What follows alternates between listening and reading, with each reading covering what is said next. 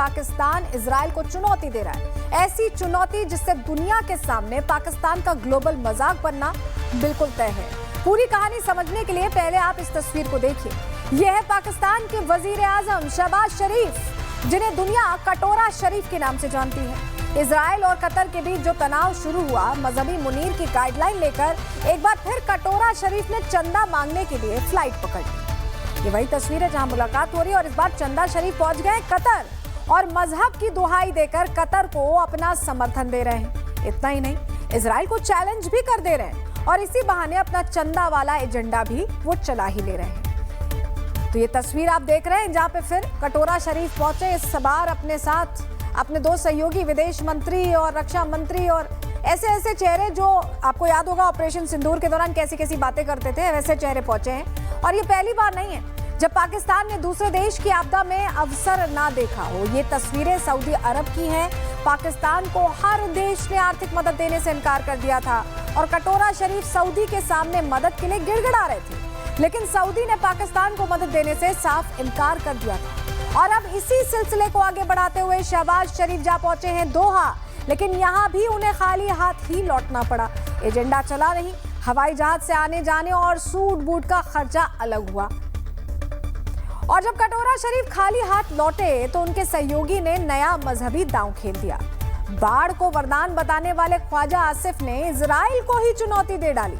हालांकि इजराइल जैसा मुल्क कभी भी पाकिस्तान की बातों को सीरियसली नहीं लेता है, लेकिन ख्वाजा आसिफ ने क्या कहा है आप सुन लीजिए। आपको बताते हैं पूरी डिटेल क्या कहा है। दरअसल मुस्लिम देशों के लिए अब समय है कि वो दुष्ट देश इजराइल के खिलाफ एकजुट हों, यानी फिर से अपना वो मुस्लिम ब्रदरहुड वाला कार्ड खेल रहे हैं। इजराइल का एजेंडा मुस्लिम दुनिया को पूरी तरह से निपटाने का है।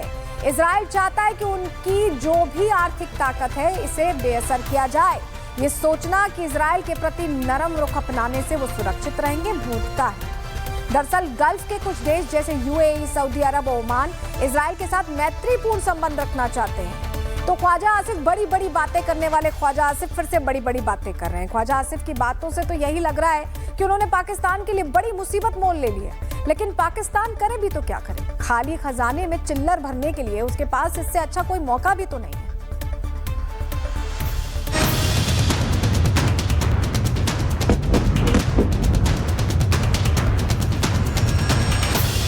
21वीं सदी के पाकिस्तान की यही पहचान है। पूरी दुनिया पाकिस्तान के इस मजहबी एजेंडे को समझ चुकी है। कभी अपनी आवाम के नाम पर तो कभी मजहबी एजेंडा वाला विजिटिंग कार्ड दिखाकर। कटोरा शरीफ और मुल्ला मुनीर के मिनट टू मिनट कार्यक्रम में किसी न किसी मुल्क से चंदा मांगने का प्लान जरूर तय रहता है। दुनिया का शायद ही कोई मुल्क होगा जहां की चौखट पर कटोरा शरीफ ने डेरा नहीं डाला होगा। दुनिया का शायद ही कोई नेशन हेड होगा जिससे मुलाकात के नाम पर मुल्ला मुनीर ने मजहबी घुट्टी पिलाने की कोशिश नहीं की होगी।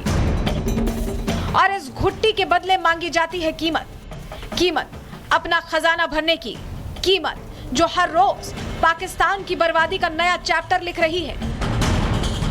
पाकिस्तान ने अपना चंदा का धंधा चलाने के लिए मजहब और गुर्बत का एक खास कॉकटेल तैयार कर रखा है, जिसे पीकर मुल्ला मुनीर और कटोरा शरीफ का थिंक टैंक सुबह शाम भीख वाला ड्राफ्ट तैयार करता रहा है, ताकि इसी ड्राफ्ट की मदद से पाकिस्तान को कुछ कौड़ियों की ही सही भीख तो मिल जाए। मजहब की नींव पर खड़े पाकिस्तान की पूरी इकोनॉमी ही चंदा और डोनेशन वाले चेक और अकाउंट ट्रांसफर पर टिकी हुई है। एक तरफ पाकिस्तान का पूरा बैंकिंग सिस्टम रेंग रहा है, वहीं फंड जुटाकर कटोरा शरीफ और मुल्ला मुनीर अपना फॉरेन बैंक अकाउंट भरने में लगे हैं। वर्ल्ड ऑर्डर में हर उथल पुथल का इस्तेमाल पाकिस्तान इसी चंदा डिप्लोमेसी के जरिए करता है। हर बार अपनी फजीहत करवाता है, लेकिन बाज नहीं आता है। इजराइल ने 72 घंटों में 6 मुस्लिम देशों पर हमला किया, जिसमें 200 से ज्यादा लोगों की मौत हो गई, जिसमें सीरिया, लेबनान, कतर, यमन और ट्यूनीशिया शामिल है। नेतन्याहू ने साफ किया है कि वो अपने दुश्मनों को मार गिराने के लिए किसी भी हद तक जाएंगे। Remember September 11th. On that day, Islamist terrorists committed the worst savagery on American soil since the founding of the United States. We also have a September 11th. We remember October 7th. On that day, Islamist terrorists committed the worst savagery against the Jewish people since the Holocaust. अब पाकिस्तान इसी हमले को आधार बनाकर अपना उल्लू सीधा करने में लगा है। नेतन्याहू का बयान आते ही कटोरा शरीफ कतर जा पहुंचा। कटोरा शरीफ ने कतर में अपना चंदा वाला ग्राउंड सेट कर दिया, जिसे अब मुल्ला मुनीर मजहब वाली फिनिशिंग देकर पाकिस्तान के अकाउंट में चंद कौड़ियां इकट्ठा करेगा। Bureau report, Republic Bharat. देखिए, पाकिस्तान को लग रहा है कि वो मजहब का चोला ओढ़कर कतर के करीब जाएगा, लेकिन वो शायद ये भूल रहा है कि कतर को अपने लोगों की भलाई की फिक्र है और शायद इसीलिए कहा जा रहा है कि हमास को कतर ने ही धोखा दिया है।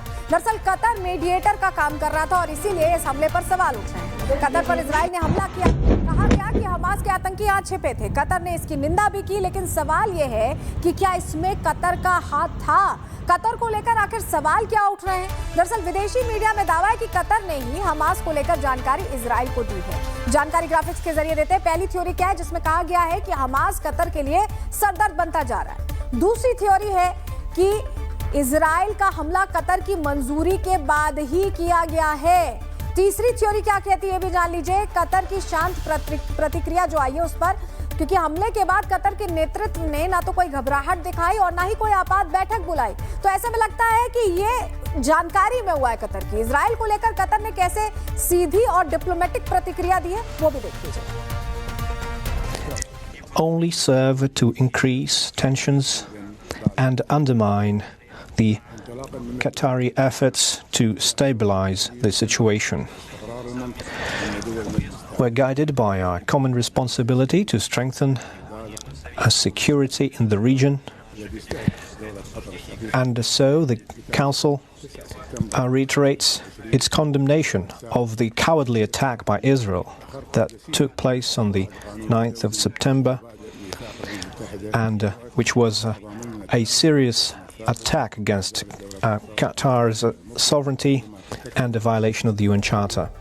तो देख रहे हैं आप कितना कामली जवाब दिया जा रहा है। एक तरफ मजहब के नाम पर कटोरा शरीफ फंडिंग जुटाने की कोशिश में है, तो वहीं दूसरी तरफ मुल्ला मुनीर ने एक बार फिर से बलूचिस्तान को गिरवी रख दिया है। पहले से ही बलूचियों में जबरदस्त आक्रोश है और अब मुनीर ने वहां के कस्टमर की एंट्री, एक और कस्टमर की एंट्री करा दी है। हुआ क्या है, आपको डिटेल देते हैं। ये तस्वीर देखिए, मुनीर ने अब बलूचिस्तान को पूरी तरह गिरवी रख दिया। जानकारी के अनुसार मुल्ला मुनीर बीते कई दिनों से अमेरिका की दौड़ लगा रहे थे और अब मुनीर वहां की कंपनी को बलूचिस्तान को गिरवी रख चुके हैं, ऐसा पता चला है। क्या कारनामा किया है मुनीर ने, वो भी जान लीजिए। दरअसल पहले से खस्ता हाल पाकिस्तान इस वक्त अपने विशाल खजाने को बेचने में लगा हुआ है। पाकिस्तान ने अमेरिका की एक मेटल कंपनी के साथ $500 मिलियन के निवेश समझौते पर हस्ताक्षर किए हैं, जिसका मकसद है बलूचिस्तान समेत देश के महत्वपूर्ण खनिज क्षेत्र को बढ़ावा देना।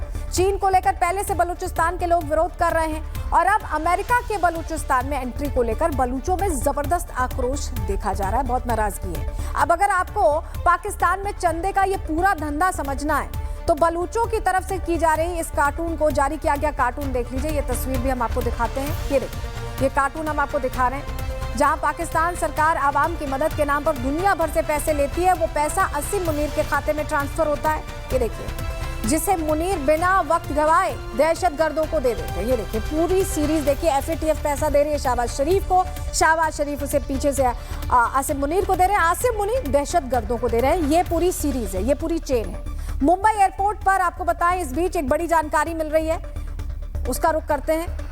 ये तस्वीर तो हमने आपको दिखाई कि कैसे पाकिस्तान अभी भी टेरर फंडिंग करता है, जो पैसा मिलता है उसको लेकर टेरर फंडिंग करता है और उसी का इस्तेमाल करता है।